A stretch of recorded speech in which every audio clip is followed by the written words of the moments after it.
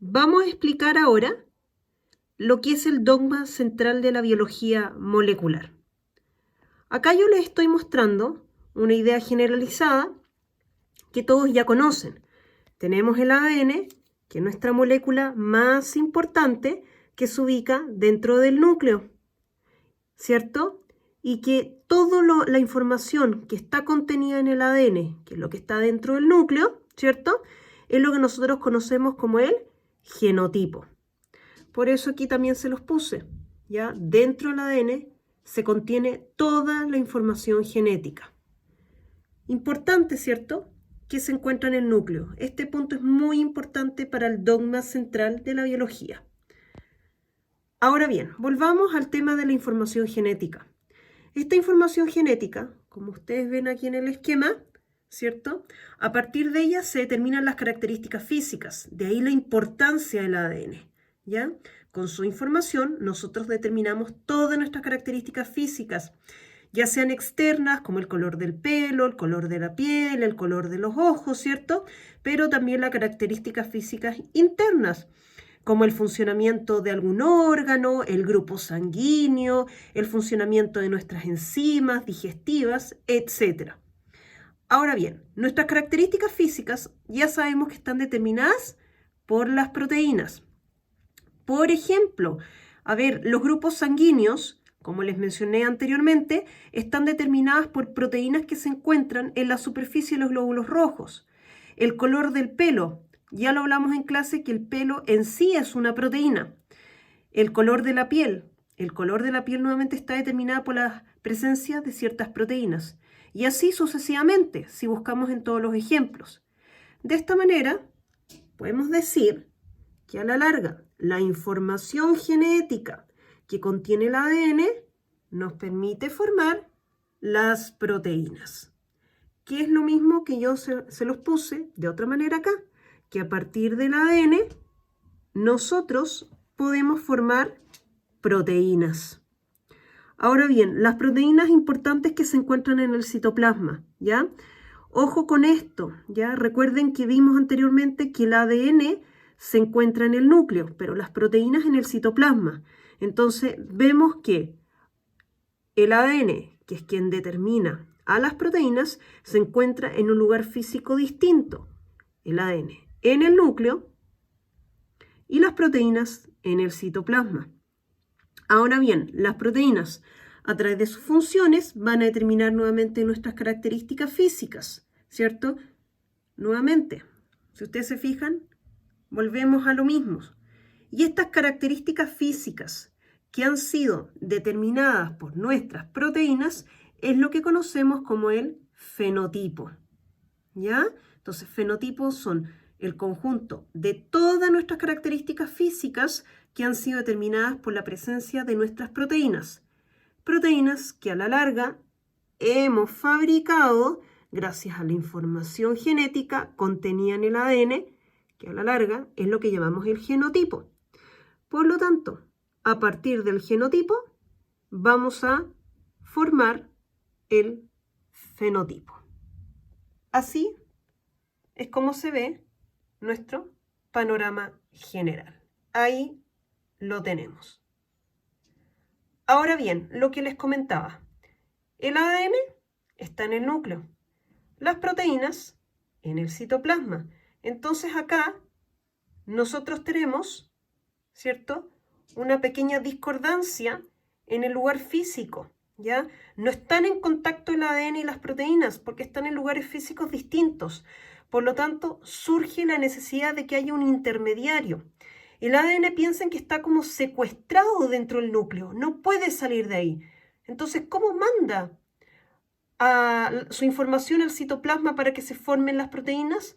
Y de ahí, insisto, aparece la necesidad o surge la necesidad de que aparezca un intermediario. Y este intermediario es lo que se conoce hoy en día como el ARN.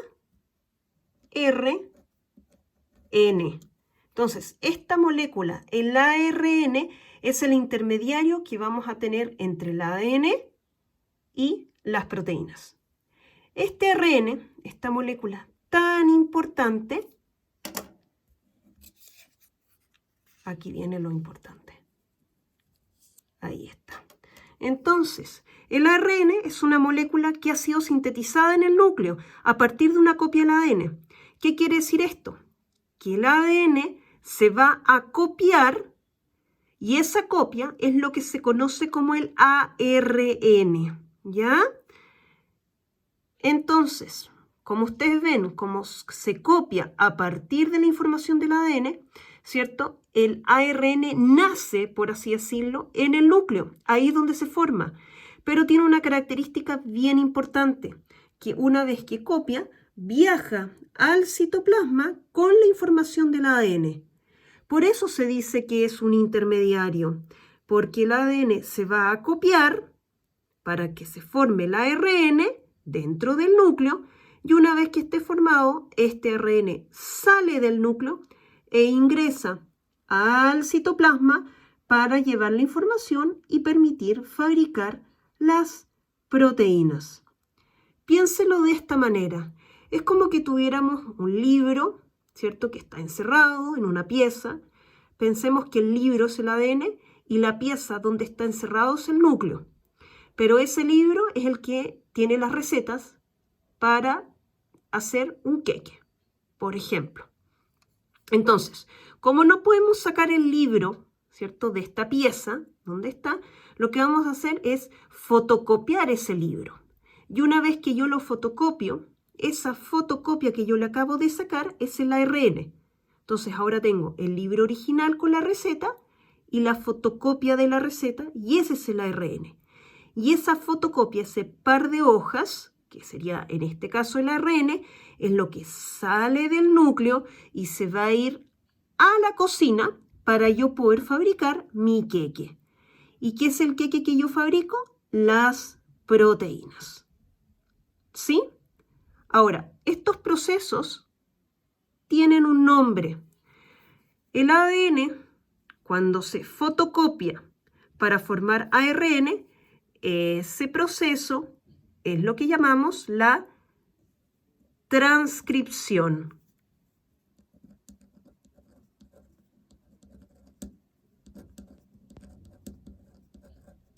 Ahí está. Entonces, cuando el ADN se copia para formar el ARN, es lo que llamamos transcripción, que ocurre, como ustedes se dan cuenta, dentro del núcleo, ¿ya? Este proceso ocurre en el núcleo, porque aquí es donde está el ADN.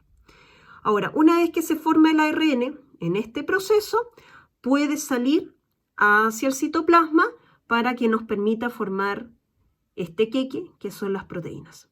Y este proceso que permite que a partir de la información que está copiada en el ARN podamos formar las proteínas, ese proceso es el que se llama la traducción. Ahí está. Entonces, para pasar del ARN, tomar esa información y formar las proteínas, tenemos este proceso que se llama traducción. Y este proceso, a diferencia de la transcripción, ocurre en el citoplasma. ¿Por qué en el citoplasma? Porque las proteínas se encuentran en el citoplasma y se forman en el citoplasma, ¿ya? De ahí que este proceso ocurra en este lugar. Repasemos una vez más. El ADN contiene información importante. Esta información se copia en un proceso que se llama transcripción y que ocurre en el núcleo. El resultado, digamos, el producto de esta copia es el ARN. Luego el ARN sale hacia el citoplasma para que ocurra el proceso de traducción.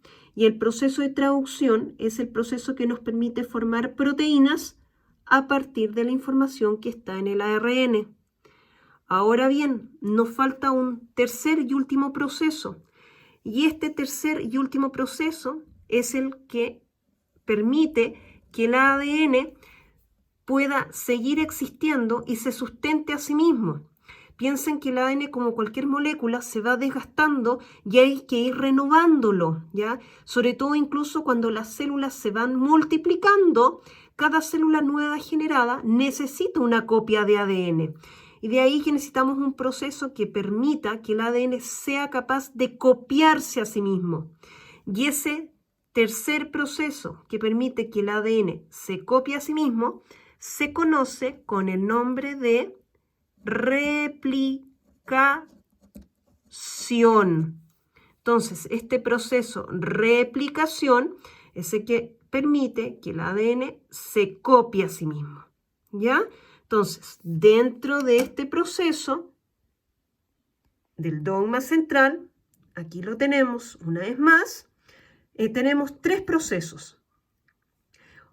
El proceso de transcripción que ocurre en el núcleo, que permite que a partir de la información contenida en el ADN, se copie esta información para formar esta nueva molécula que es el ARN. Luego el ARN sale al citoplasma para que ocurra el proceso de traducción, ¿ya? Y a partir de este proceso se forman las proteínas.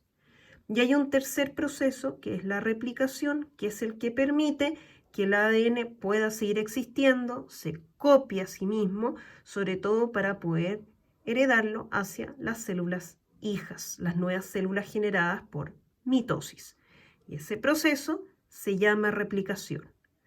Ahora bien, importante que tengan en cuenta, no es que ocurran este en primer lugar, este en segundo lugar y este en tercer lugar. La mayoría de las veces estos procesos pueden ir ocurriendo de manera prácticamente simultánea. No hay, digamos, un orden preestablecido de cuál es primero, cuál es segundo, cuál es tercero. Los tres van a ocurrir en la medida de las necesidades de la célula.